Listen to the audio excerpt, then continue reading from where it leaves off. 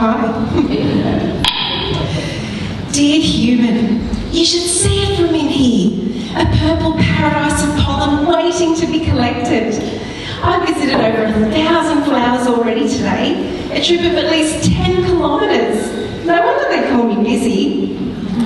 We can carry 1/3 of our body weight in pollen in special sacks on our legs, like little yellow suitcases.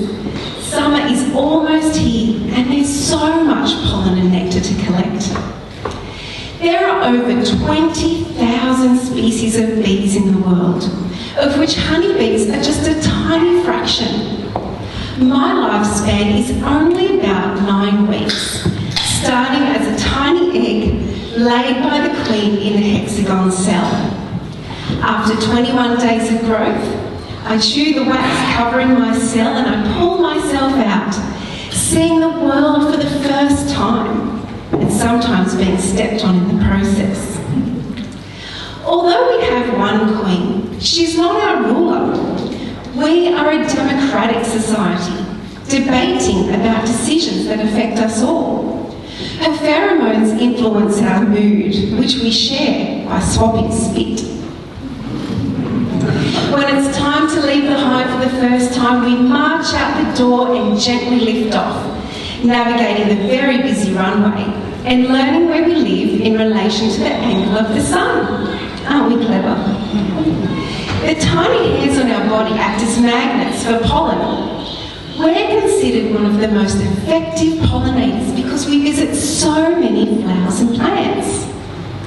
Did you know that 1/3 of the food you eat is grown because we pollinated it?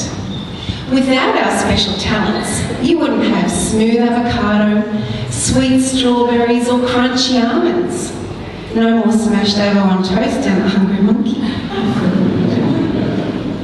Dear human, what are you doing?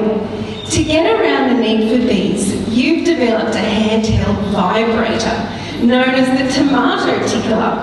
I ask you, what are you doing? In 2019, the world honeybee population fell by as much as 30%. Extreme weather, shrinking habitats, and the use of pesticides are causing our bee numbers to decline. Yet you insist on spraying your crops with pesticides. Dear human, what are you doing? We take those pesticides back to our hive, where we ingest them and die. The inside of our beehive is extraordinary.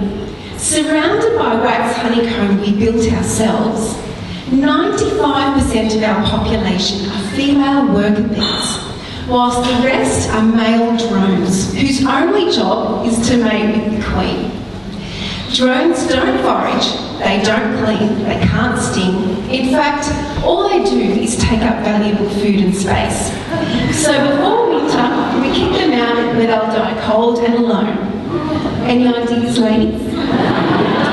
A new queen will make her way to a boudoir in the sky, where she will mate with up to 30 drones, and their penis will be ripped off and they'll fall down dead, but very happy. But it's not all fun and games. Earlier this year, Australia discovered Varroa destructor, a deadly mite that burrows under our skin, deforms our wings, causing disease and wiping out entire colonies. In an effort to stop the spread of Varroa, you've euthanised over 20,000 honeybee colonies, millions upon millions of bees, at an enormous environmental cost. But it's not all doom and gloom. In order to ensure our survival, half of us will leave with the queen in a swarm. We actually have a debate to decide who stays and who goes. No, we're not going to chase you down. You're thinking of a silly BCF commercial.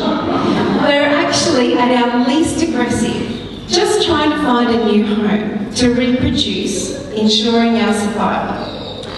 So I say to you, human, thank you. Thank you for taking an interest in us.